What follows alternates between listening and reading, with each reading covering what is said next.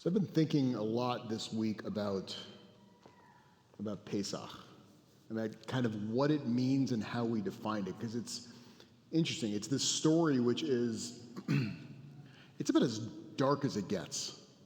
It's about children being killed. It's about slavery for hundreds of years, and that's just the beginning. And that's before plague after plague after plague, and more kids being killed, and people being killed. And then we get together, and we say, Passover, it's a holiday about freedom. And if you zoom back, like, how did you go from all that darkness to celebrating freedom? And the Zionists, for a quick little history lesson, the Zionists did not like this story, because this became the main Jewish story about how you find freedom. And the one who gives us freedom, according to Jewish tradition, is God. And the early Zionists, they don't like God. They're like, what has God done for us the past few thousand years? So they take God out of the story, and they shift the entire narrative from Pesach to Hanukkah. Hanukkah becomes the main holiday celebrated in Israel, because that was a story of freedom, because we were the ones who made things free. And so I just kept coming back to this, to why is this our story for the past few thousand years? This story of darkness that gets darker and darker and darker. And as I was thinking this, I was thinking about our city, because it seems like the story in our city, it just continues to get darker. We can talk about the vacancies downtown, the murder that happened earlier this week with the stabbing downtown. And I can't tell you the number of people that come to me and they say, I don't know how I defend the city anymore. And I've been thinking about what that means for us as a city, because it's not the first time we've gone through this a few times. We think about 1906, when the city was destroyed. Before this building existed, there was a whole group that said, okay, this city is crazy, we are out of here, and they decided to go to Oakland. That's why, have you been to the Oakland Cemetery? It's a great cemetery. Not that I'm rating cemeteries, but it is gorgeous, because they decided to make the central locale. But the people of San Francisco and the Jews of San Francisco said, no, we are going to rebuild this place, and this will become a center. When Harvey Milk was assassinated, it was a dark time in San Francisco. After the '89 earthquake and the marina was destroyed, it was a dark time in San Francisco. During the AIDS crisis, it was a dark time in San Francisco. And so we go through these cycles, and right now we're back in this moment. And I think not just of our own city, but I think about our nation, of what's been happening in the news this week. I look at climate change. I think about Bangladesh, which is taking the brunt of it right now, of climate change. And you wonder, how do you respond to darkness? Because that's what this holiday is about. Now, what's interesting is that we give God credit for this, for freeing us. But if we actually look at what God doesn't actually pick us up and carry us out of Egypt. Now, that's God as an anthropomorphic figure, as if there's the big person up in the sky that literally lifts down and picks people up. But somehow, we still give God credit for this. And so if I look, I'm like, okay, so what does this anthropomorphic God do?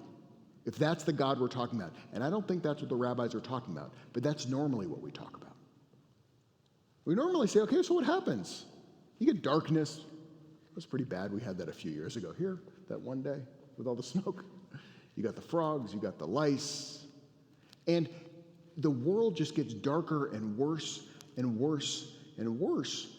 And what's interesting is that prior to this moment in time, the normal view of matters of the world was that they just happen and they're random and they mean nothing. And I know that sounds a little odd, like that would be a long time ago and history has no meaning, but that's where it was. That's how normal it was. But Judaism comes and changes that. And it changes that right here. That's the big pivot point. So I want to read you something from Rabbi Jonathan Sachs. He writes, in ancient Israel, by contrast, for the first time the prophets placed a value on history. For the first time, we find affirmed and increasingly accepted the idea that historical events have a value in themselves insofar as they are determined by the will of God.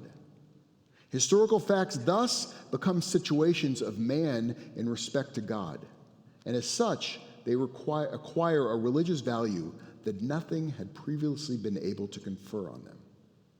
It may then be said with truth that the Hebrews were the first to discover the meaning of history as the epiphany of God. Judaism is the escape into history, the unique attempt to endow events with meaning and to see in the chronicles of mankind something more than a mere succession of happenings, but to see them as nothing less than a drama of redemption in which the fate of a nation reflects its loyalty or otherwise to a covenant with God. So what Judaism does is that it suddenly makes this huge shift. And it says, when I see darkness, it matters. And there's meaning behind it, and I can begin to act on it. The key takeaway here is that the events we see in the world suddenly are no longer random, but they actually matter. And if they matter, they have opportunity. And if they're connected to the divine, which I'm no longer going to be anthropomorphic, the divine is the infinite, which means everything suddenly has infinite possibilities. I'm not boxed in by anything. Everything's possible. So even though the world gets darker and darker this week, if I can imagine freedom, I can actualize freedom. That's what Judaism comes up with at this point. And that's the big contribution Judaism makes in the world. We even have the Marxist Russian thinker, Berdyaev.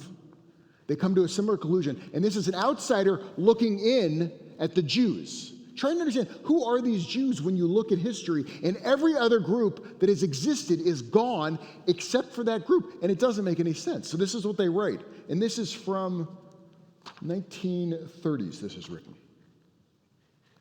I remember how the materialist interpretation of history, when I attempted in my youth to verify it by applying it to the destinies of peoples, broke down in the case of the Jews, where destiny seemed absolutely inexplicable from the materialistic standpoint.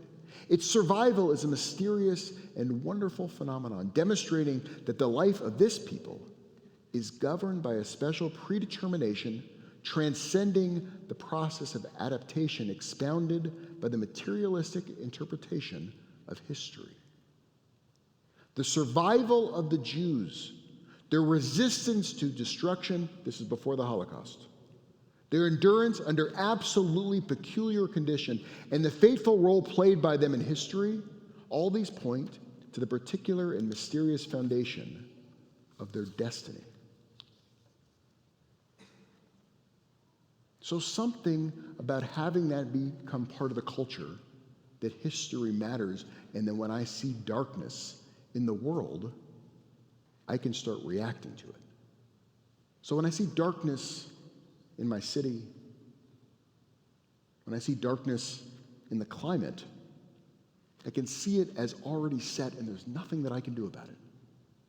Or I can become really Jewish and I can react the same way that Passover has reacted.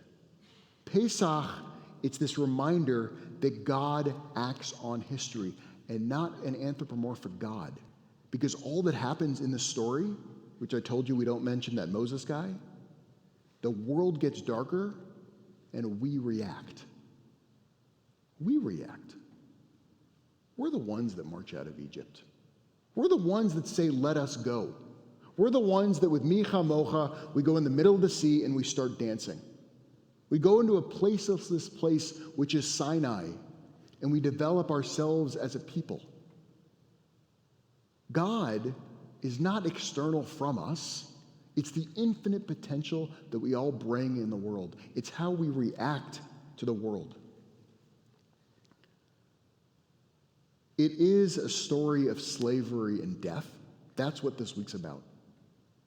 But this week is ultimately about us being the ones that celebrate freedom because we are the ones that find it within us to make freedom. That's what I think we need to be focusing on this Pesach when we look at our city. And you can go, hey, what am I supposed to do? It seems to be getting worse and worse. That's where the opportunity lies. Our greatest moments in history have come when we see darkness as an opportunity. There's a woman who just passed away. Her name is Ruth a few years ago. And she was from the greatest generation. And I asked her at one point, I said, what made you a part of the greatest generation? Like, what made it happen? And without a beat, she goes, we didn't choose to be the greatest generation. The time chose us. And that's the question for all of us, is how do we react to the times that we're in? And how do you bring the divine into darkness and squeeze it enough where eventually it bursts forth with light? Can you hear Ratzon?